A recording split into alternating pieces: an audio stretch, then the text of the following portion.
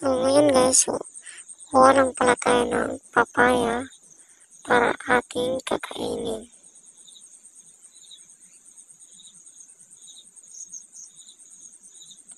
So, yan, nakakuha na ko at hinog-hinog.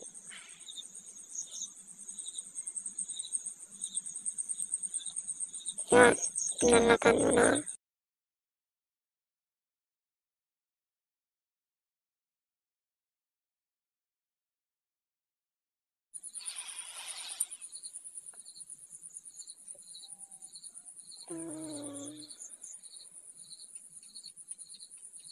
Tapos niyan,